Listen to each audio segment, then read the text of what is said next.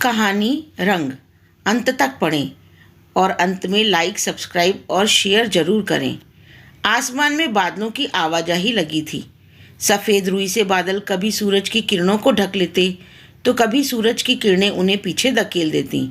दोनों की अटकेलियाँ चल रही थी। ठंडी हवा जब चेहरे को छुए तो ऐसा लग रहा था जैसे माँ का आंचल चेहरे को छू गया हो। चारों ओर जहाँ तक नजर जाए लाल, पीले, गुलाबी रंग के फूलों की चादर बिछी है। हवा के साथ इन फूलों की खुशबू तो ऐसे सांसों में समा गई जैसे जीवन में कभी इत्र की आवश्यकता ही न हो। सच, बसंत के मौसम में सचमुच लगता है कि कामदेव और रति पृथ्वी पर घूमते हैं। पहाड़ों पर चमकते धूप उसे स्वर्ण पर्वत का रूप दे रहे थे और उन पहाड़ों पर कहीं कहीं अमलतास के पेड़ों में खिले फूल ऐसे लग रहे थे जैसे स्वर्ण आभूषण में लाल रंग का नग लगा हो। और प्रकृति की देवी ने हरे रंग के वस्त्र और उस पर से यह खूबसूरत स्वर्ण आभूषण पहना है। पहाड़ों से आ रही झरने की आवाज़ सुनकर ऐसा प्रतीत होता है जैसे कोई छोटी सी बच्ची अपने नन्हे नन्हे पैरों में पायल पहनकर छमछम करती दौड़ रही है। प्रकृति का यह सुनहरा रूप अद्भुत है जो आत्मा में अंदर तक बस जाता है और अंदर चल रहे तूफान को शांत कर देता है। आसमान में इतने सारे रंग बिखरे हैं लेकिन मेरे जीवन का तो रंग ही उड़ गया है। जैसे दिन भर धूप में पड़े रहने के बाद किसी कपड़े को शाम को देखो तो जिस तरफ धूप लगी हो उस तरफ के कपड़े का रंग उड़ जाता है। लोग कहते हैं इस कपड़े का रंग कच्चा था इसलिए उड़ गया। तो क्या मेरे जीवन का रंग भी इतना कच्चा था? काश समय रहते मैंने अपनी गलती को सुधार लिया होता, अपनी आँखों से अहंकार का पर्दा हटाकर देखा होता तो यह प्रकृति के रंग आज मेरे जीवन में भी होते।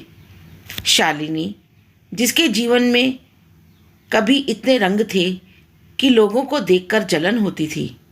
प्यार करने वाला पति, अपने बच्चों की तरह दुलार करने वाले सास ससुर, सहेलियों से ननद और नटखट शरारतों से मन प्रसन्न कर देने वाला देवर।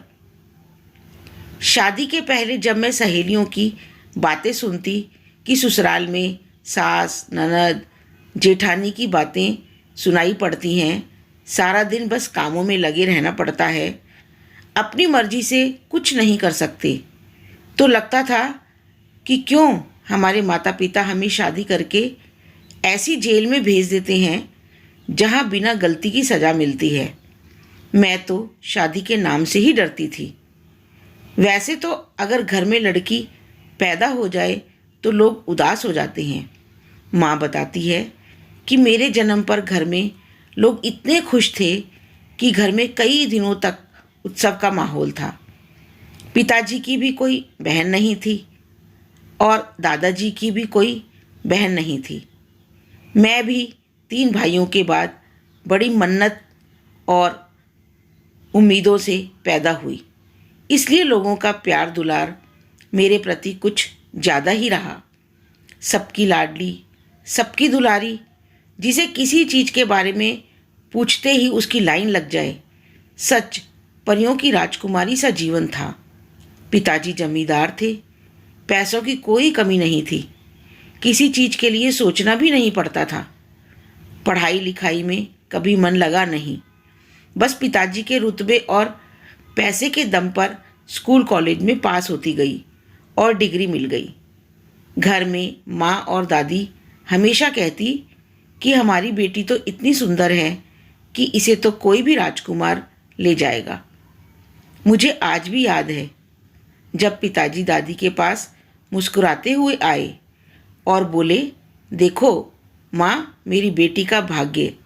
कल जहाँ हम लोग शादी में गए थे ना, वहाँ एक बड़े व्यापारी भी आए थे।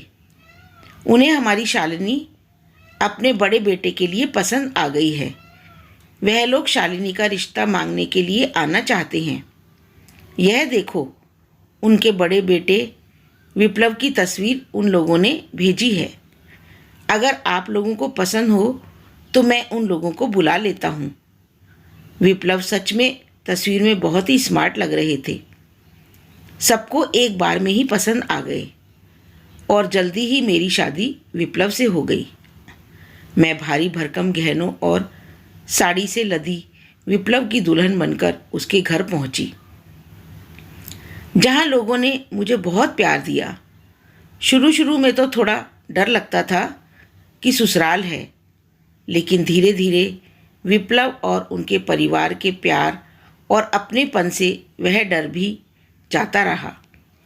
वैसे तो वहाँ घर के काम में नौकरों की कोई कमी नहीं थी, लेकिन रसोई मेरी सासू माँ खुद संभालती थी और मेरी ननद भी उनकी मदद करती थी। मेरे आने पर सासू माँ ने रसोई नहीं छोड़ी। बाकी के सभी घरों की तरह वह पहले की तरह रसोई का काम संभालती थी। मैं बस उनकी मदद कर लेती थी। इसी तरह हंसी, खेल और प्यार में कब दिन बीत जाता था पता ही नहीं चलता था। जब मन करता घूमने फिरने, शॉपिंग करने, दोस्तों से मिलने चली जाती। कोई रोक टोक नहीं थी। मुझे तो मायके की याद भी नहीं आती थी। सब कुछ अच्छा चल रहा था कि एक दिन मैंने विप्लव को मम्मी जी से कुछ बात करते देखा। लेकिन जब मैं वहाँ गई तो वह लोग दोनों शांत हो गए और विप्लव ऑफिस निकल गया। जहाँ घर में नौकरों की फौज थी, वहाँ बस एक ड्राइवर, एक घर का काम करने के लिए नौकर और एक माली काका रह गए। मुझे कुछ अजीब सा लगा। मैंने जब पूछा तो विप्लव बात को टाल गए, लेकिन कई दिनों से वह बहुत टेंशन में रहते थे। पापा जी और विप्लव अब देर रात तक ऑफिस में रहने लगे। घर में भी जैसे एक तनाव का सा माहौल रहने लगा। मैं भी यही सोचती रहती थी कि क्या बात है, घर में सब इतना चुप क्यों हैं। तभी मेरे फ़ोन पर घंटी बजी। मैंने देखा मेरी बहुत ही खास दोस्त का फ़ोन था। फ़ोन पर बात हुई तो उसने बताया कि उसकी सगाई है परसों, और उसने मुझे आने के लिए बहुत रिक्वेस्ट भी की है। मुझे तो वैसे भी फंक्शन और पार्टियां बहुत अच्छी लगती हैं, तो मैं जाने के लिए तैयार होने लगी। कब क्या पहनना है, सारी चीज़ों की मैचिंग है कि नहीं, और ख़ास सगाई के समय पहनने के लिए तो नई ड्रेस खरीदनी है। सबकी एक बड़ी सी लिस्ट दिमाग में तैयार करके जल्दी से तैयार हुई और सासू माँ के पास जाकर बोली, मम्मी जी, मार्केट जा रही हूँ शॉपिंग करने, मुझे आने में देर हो जाएगी।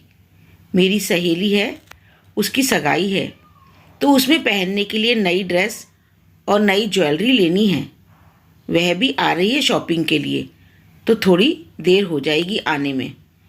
मेरी बातों को सुनकर सासू माँ, जो कि कोई किताब पढ़ रही थी, उसे बंद करते हुए मुझे अपने पास बैठाकर बोली, बेटा, अभी पिछले हफ्ते तुम शॉपिंग पर गई थी ना, और कई सारे ड्रेस भी खरीदे थे, उसमें से ही कुछ पहन लो। सब तो बहुत सुंदर थे, उन्हें क्या हुआ? नहीं, वह सब मैं अपनी सहेलियों को दिखा चुकी हूँ, और मुझे कुछ नया और डिज़ाइनर लेना है ताकि पार्टी में मैं सबसे अलग दिख सकूं। लेकिन बेटा, मेरी बात समझने की कोशिश करो, मैं कुछ सोच समझ कर ही बोल रही हूँ ना। ठीक है, तो तुम मेरी अलमारी से जो पसंद आए ले लो। वह भी तो तुम्हारा ही है, उसे तो तुम्हारी सहेलियों ने नहीं देखा। सासू माँ की बातें सुनते ही मेरा मूड खराब हो गया और मैं यह बोलते हुए बाहर निकल गई कि मैं किसी की पहनी हुई चीज़ नहीं पहनती। आज के पहले मुझे कभी किसी ने रोका टोका नहीं था किसी भी चीज़ के लिए। आज पहली बार सासू माँ के रोकने पर मुझे बहुत गुस्सा आया और मैं गुस्से में ऊट पटांग बोलते हुए वहाँ से चली गई। शॉपिंग पर जाकर मेरा मूड कुछ ठीक हुआ। सहेली के साथ मिलकर खूब शॉपिंग की, फंक्शन के सारे प्लान बनाए और खुशी खुशी गुनगुनाते हुए घर पहुँच गई। घर पहुँचते ही देखा तो विप्लव ऑफिस से आ गए थे और पता नहीं किस बात पर नाराज थे। माँ उन्हें शांत करने की कोशिश कर रही थी। मेरे हाथों में इतना सारा शॉपिंग बैग देखकर उनका गुस्सा और बढ़ गया। अचानक से मुझ पर चिल्लाकर बोले, तुम्हारा रोज रोज शॉपिंग होता है। किसे पूछ कर गई थी तुम शॉपिंग करने? माँ, तुमने मना नहीं किया? तुम्हें तो पता है ना। हाँ बेटा, मैंने मना किया था, लेकिन बहू नहीं मानी। तुम शांत हो जाओ। पहले इतना गुस्सा करना ठीक नहीं, बाद में बात करेंगे।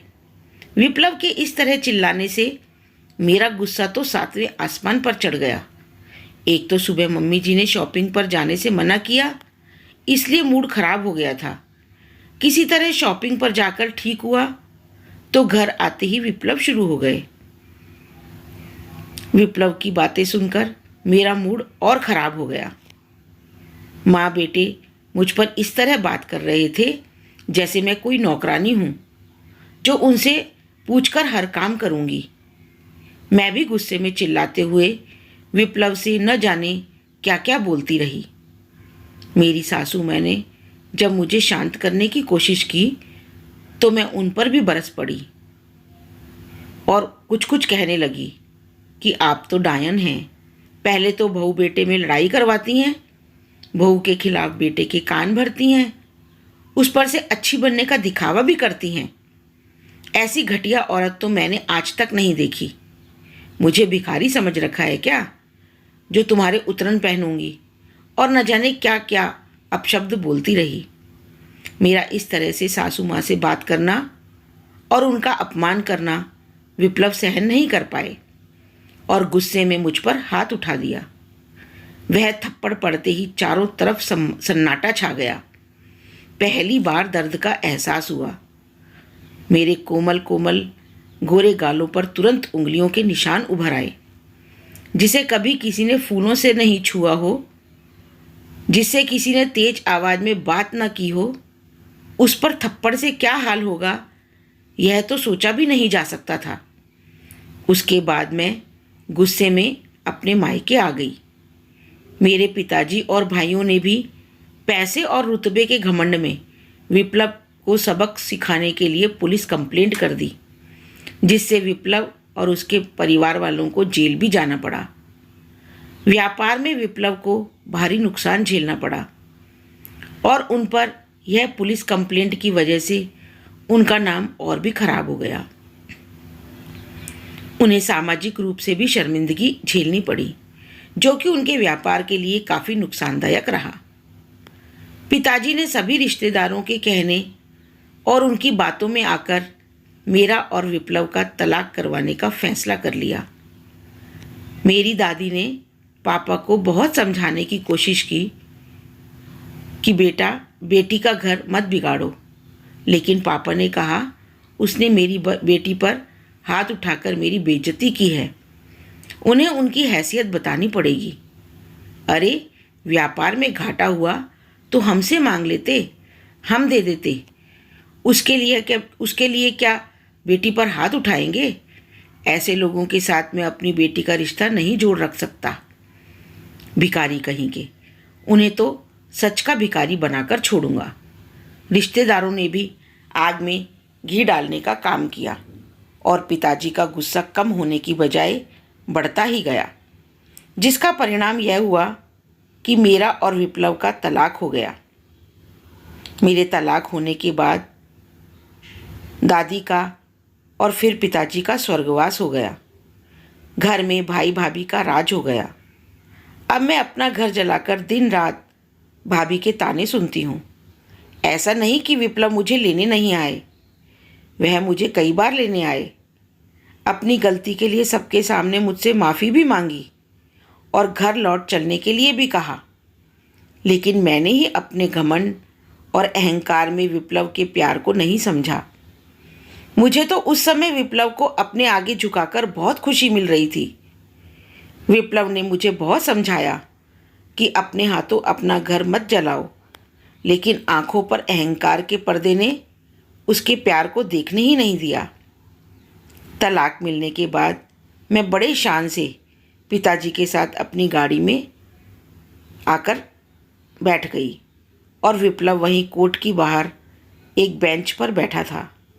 उसे देखकर ऐसा लग रहा था जैसे उसमें जान ही नहीं है। वह तो विप्लव है ही नहीं जिसकी फ़ोटो देखते ही मैं मोहित हो गई थी।